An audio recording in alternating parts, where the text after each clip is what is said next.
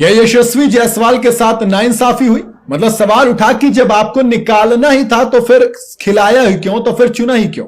Champions trophy से ठीक पहले इंडियन क्रिकेट टीम को एक बड़ा झटका लगा, क्योंकि दोस्त एक डर था मन में कि कहीं जसप्रीत बुमराह बाहर ना हो जाएं, और आखिर में हुआ यह कि वो चोट से उभर नहीं पाए और टूर्नामेंट से बाहर हो गए। लेकिन इनके अलावा जब इंडियन टीम का स्क्वाड अनाउंस हुआ तो एक खिलाड़ी और था जिसको बाहर कर दिया गया।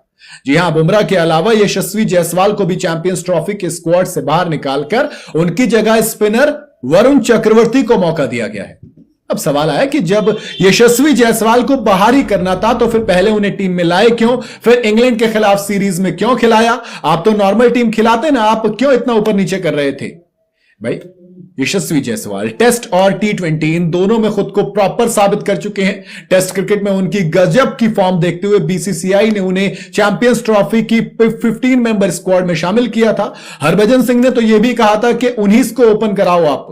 हालांकि सिलेक्शन के साथ साथ कयास लगाए जा रहे थे कि रोहित शर्मा, शुभमन गिल ये दोनों ओपन करेंगे, और ऐसे में प्लेइंग 11 में शामिल होना थोड़ा सा यशस्वी जायसवाल के लिए मुश्किल रहेगा।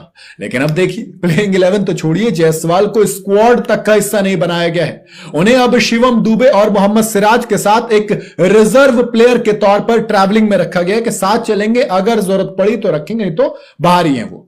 एक और वजह भी हो सकती है, वैसे जायसवाल को वनडे फॉर्मेट का कोई एक्सपीरियंस नहीं है। उन्होंने वनडे में सिर्फ एक मैच खेला, वो भी डेब्यू, जो कि इंग्लैंड के खिलाफ अभी खेला था, यानी कि पहला ओडीआई, जहां पर उन्होंने कुछ खास रन भी नहीं बनाए थे। 22 बॉल में सिर्फ 15 रन की पारी खेली थी, जिसमें 3 चौके लगाए थे।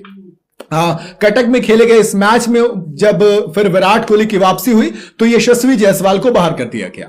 हालांकि श्रेयस अय्यर के एक स्टेटमेंट ने वहां पर भी सवाल खड़े किए थे कि बाहर तो एक्चुअल में श्रेयस को होना था, उनकी जगह जायसवाल आने थे, लेकिन कोहली चोटिल हुए, तब जाकर श्रेयस अय्यर अंदर आते हैं और डेब्यू उनका पक्का था। वैसे डेब्यू तो वरुण चक्रवर्ती का भी हुआ। सवाल आया कि दोनों के पास एक एक तो मैच है, मतलब ओडीआई में। टी20 में जरूर उन्होंने कमाल किया है, टी20 सीरीज में 14 विकेट लिए। इसके बाद जब उन्होंने वनडे खेला इंग्लैंड के खिलाफ तो वहां पर भी दोस्त सही परफॉर्म किया, जिसके बाद उनकी एंट्री हो जाती है अचानक से स्क्वाड के अंदर। और कौन बाहर हो जाता है? यशस्वी जायसवाल। पहला मैच वरुण चक्रवर्ती ने खेला नहीं था, फिर कटक वनडे से उन्होंने डेब्यू किया, 10 ओवर में 54 रन देकर 1 विकेट लिए।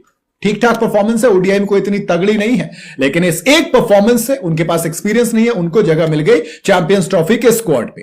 टीम इंडिया और सिलेक्टर्स को उम्मीद है कि दुबई में जब स्पिन की जरूरत पड़ेगी तो वरुण की फिरकी का जादू चल सकता है, और इसी वजह से जायसवाल से ऊपर उनको तरजीह दी गई। लेकिन सवाल वही कि अगर आपको जायसवाल को सिर्फ एक मैच खिला के बाहर कर देना था तो फिर मतलब ही क्या था? मेरे ख्याल से मौका तो डिजर्व करते थे। आपको अगर रखना ही था तो फिर आप और मैचेस उन्हें देते, लेकिन शायद पहले ओडीआई के बाद ही मन बना लिया गया कि जायसवाल के अभी डेब्यू नहीं कराते हैं। बाकी भज्जूपात तो चाहते थे कि भैया रोहित के साथ वो ओपन करें, जब गिल खेलें, तो मतलब प्लेइंग की जो कॉम्बिनेशन था 11 का वो बहुत ज्यादा खराब हो रहा था, ऊपर नीचे हो रहा था। शायद यही चीज गंभीर और रोहित ने सोची होगी और यही सोचकर जायसवाल को बाहर कर दिया होगा। बाकी आपकी अपनी क्या राय है मुझे कॉमेंट में बता सकते हैं। वीडियो अगर आपको पसंद आई हो तो इसे लाइक और शेयर जरूर करें, और जाते जाते चैनल को फॉलो और सब्सक्राइब जरूर करते जाइएगा।